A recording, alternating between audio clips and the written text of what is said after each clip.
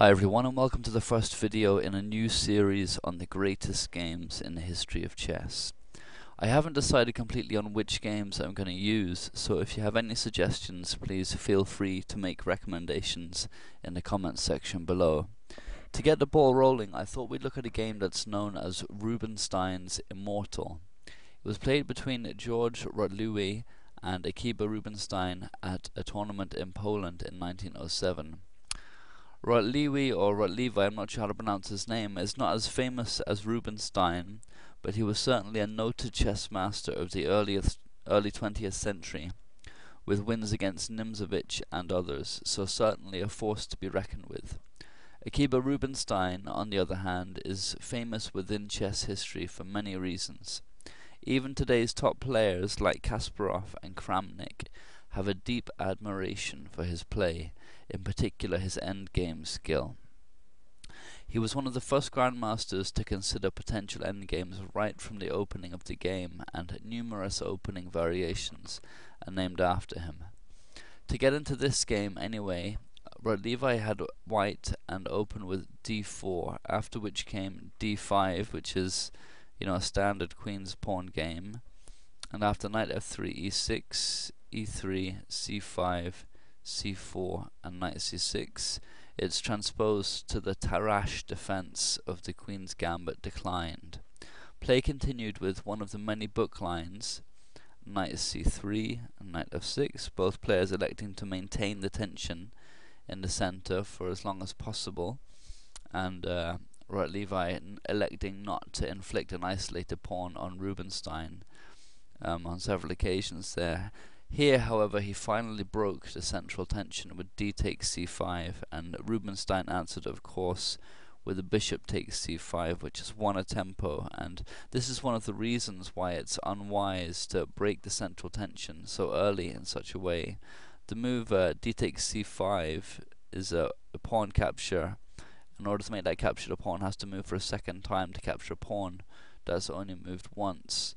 So there's a loss of tempo involved, and if we look at the board now, we can see that due to this loss of tempo, it appears that Rubinstein has had 5 moves, whereas Rotlevi is about to make his 5th move. So, in a sense, white has relinquished his advantage in having the first move, and black can more or less already claim equality in this position as a result.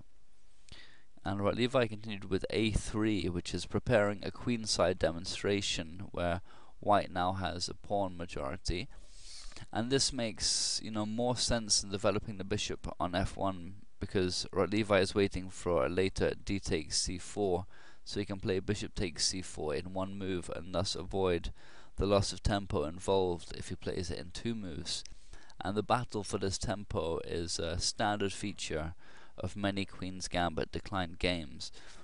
Rubinstein answered in suit with a6,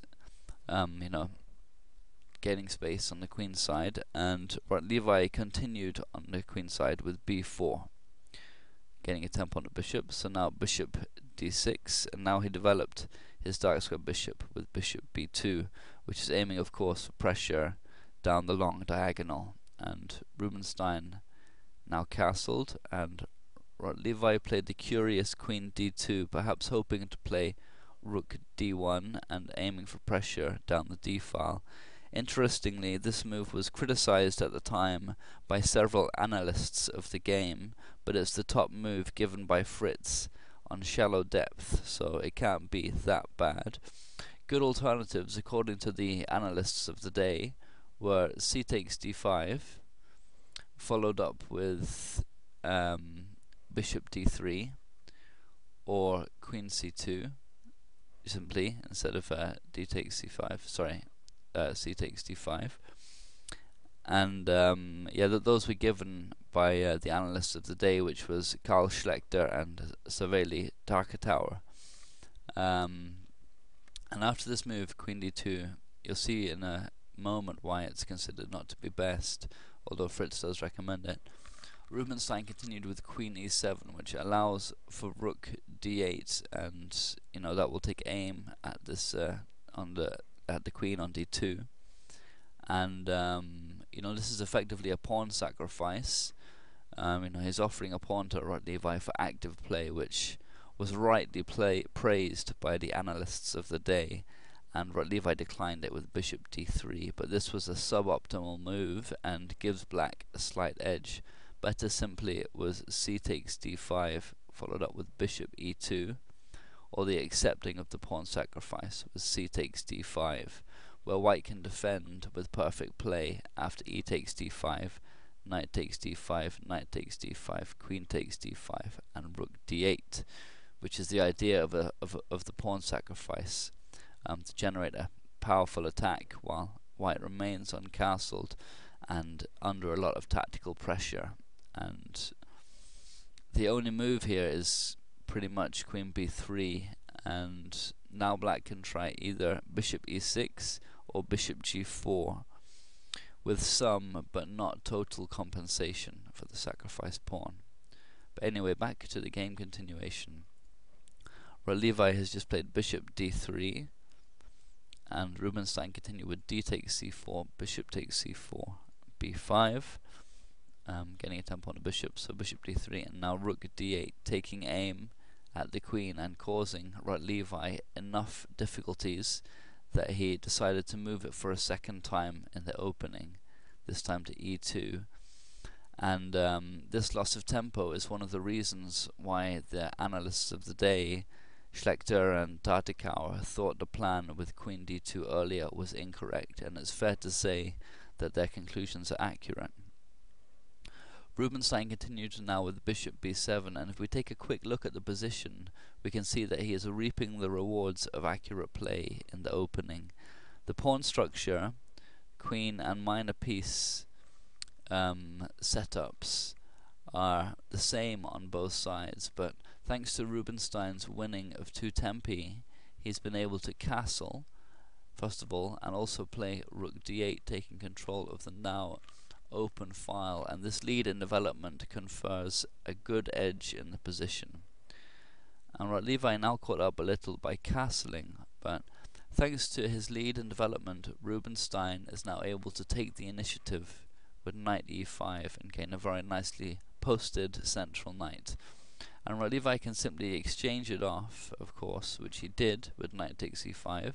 So after bishop takes e5, it's a bishop on e5 that shows black's advantage in his position, and there's a threat now of bishop takes h2 check, and after king takes h2, queen d6 check, and then queen takes d3, which is going to win a pawn.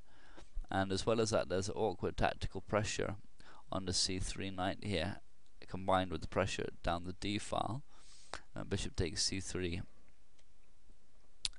bishop takes c3, and there's dangers that a piece can be lost here. And so in order to prevent the winning of this pawn here on h2, Rotlewi was compelled to play the weakening f4. And after bishop c7, he played e4, which gains some space and tries to gain some central initiative and play himself, but black is still better here, and Rubinstein now got his only inactive piece into the fray with the rook ac8, and total control now of both open files, as well as pressure on the white center, in particular the e4 pawn, which Rotlewi now chose to resolve with e5, apparently gaining space with tempo, but this is a weak move that gives black a significant edge. Instead of advancing these pawns and creating weaknesses, white should have been challenging black's overall positional control, in particular along the c and d files, or at least making his position more solid. This kind of play is ill-advised according to most schools of thought, i.e. you should not attack until you have a positional advantage, and certainly not when you have a positional disadvantage, as Rotlewi did when he embarked on this ill-advised space-gaining exercise. Rubinstein now exploits this unwise advance and inaccurate opening play with expert precision. First he played bishop b6 check, with, one could argue, perfectly placed bishops for attacking the white king, to go along with the perfectly placed rooks here on the c and d files. And after king h1, Rubinstein found the only move to maintain an edge, and if you want to try and spot it, then stop the video now.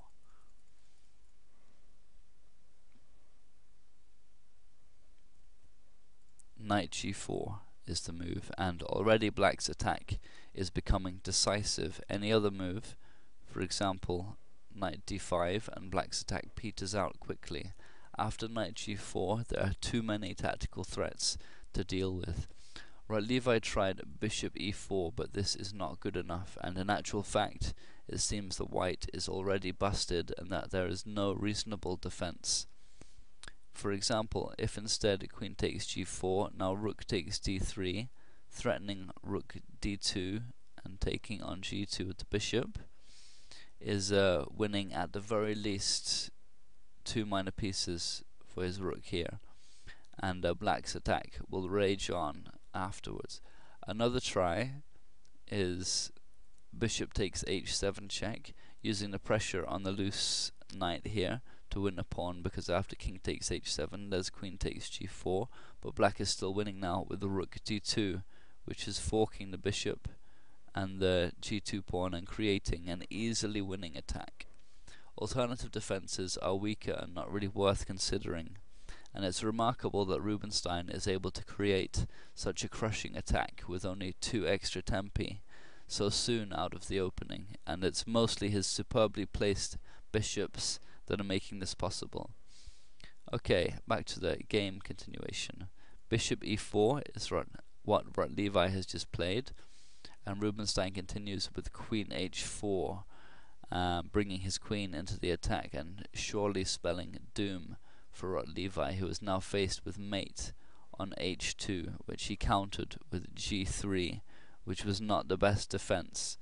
Better, but still losing, was h3, where black continues his attack with the rook takes c3, and best play goes bishop takes c3.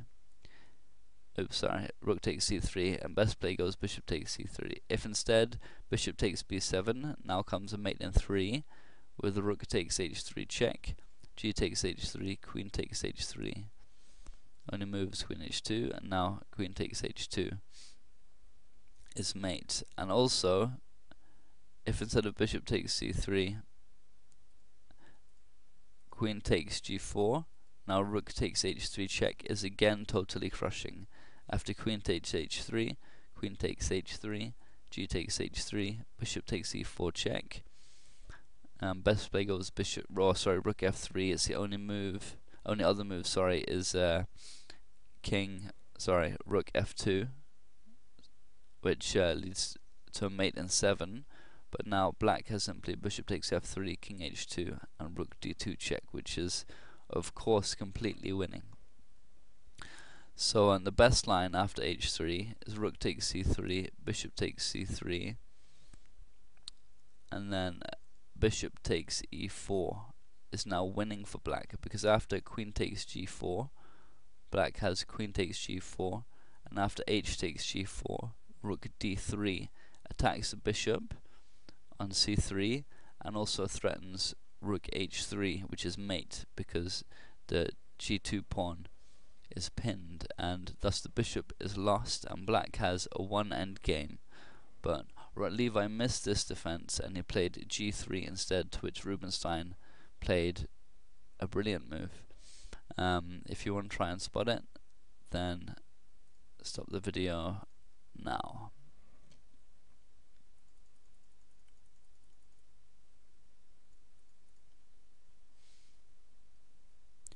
Rook takes c3 is the move, which is an incredible queen sacrifice, and there are several ideas at work here. One of them is to knock out the defender of the bishop e4, and also to threaten rook takes g3 with a winning attack. And needless to say, white is completely lost here, and Rotlewi made it worse by accepting the queen with g takes h4, which allows a mate in 8, although it's incredibly hard to calculate over the board. He had to play instead bishop takes b7 to try and hold out for as long as possible, but black is still a long way ahead after rook takes g3, which is a devastating blow. But Rubinstein is not finished yet with the fireworks. After his queen sacrifice, g takes h4, has just been played by Rotlewi. There is again only one move to maintain the attack. And again, if you want to try and spot it, then stop the video now.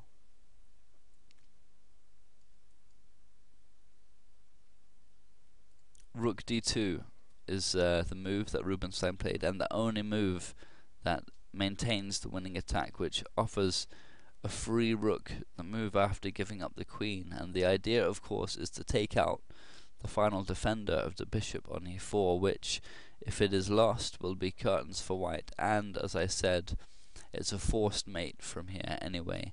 If the queen moves off the second rank, then rook takes h2 is going to be mate, and all white can hope to do at this stage is delay the mate for as long as possible, and rook f2 here was the correct way to do that. And Rotlewi accepted the second sacrifice with queen takes d2, which makes it now a mate in 5.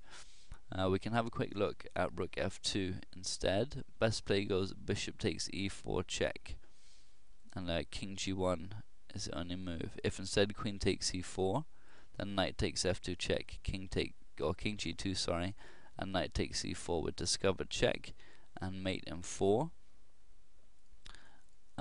So king g1, and now rook takes e2 will be played, and this rook is pinned, so the rook can't be captured back. And best play goes rook d1, but now simply rook takes b2 with mate in 3, and there's no rook d8. There's just bishop takes d8. So that was how rook f2 would have been refuted.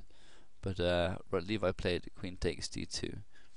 So now came bishop takes e4 from Rubinstein, and it's check, and there's only two ways out of it. Queen g2 is what Rotlewi played. Also possible was rook f3, but now simply bishop takes f3, queen g2, rook c2. There's no queen takes f3 because of rook takes h2 mate. So to delay mate for the longest, bishop d4 is best, but now simply bishop takes g2 check, forcing king g1, and bishop takes d4 is mate.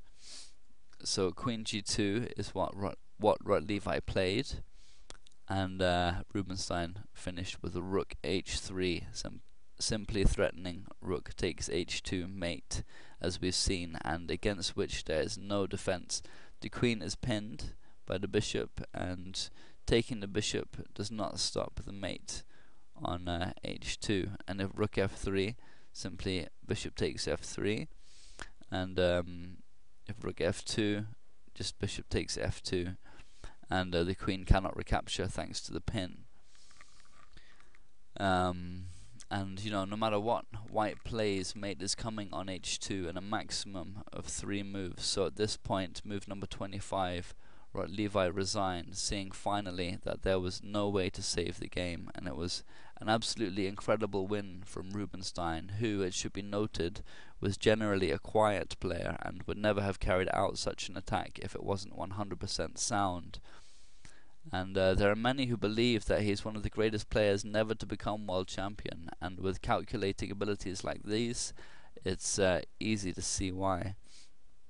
That's actually a good game to have a replay of, and we can have the threatened squares on as well, and we can just see it from Rotlewi's point of view, what it's like to face such an attack.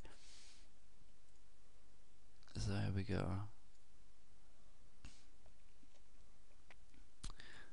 Yeah, Killegar Rubinstein is, as I said, widely considered one of the best players never to become world champion, and the reason for that was that in the years that he was playing, he had to have a significant amount of money in order to challenge the world champion, and he was never able to raise the funds, although he did nearly play Lasker once, but I believe the match was called off because of the start of World War One.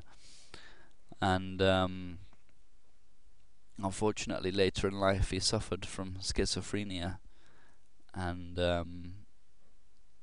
had to give up chess when he was relatively young, I believe. But all these moves extremely precisely played by Rubinstein, especially rook takes c3 and rook d2 and knight g4, and the entire attack is beautifully played. And rook h3 is 25th move, making the game also a miniature. So it was just a fantastic game from Rubinstein, and hope you enjoyed it. Please leave any comments or thoughts. Thanks very much.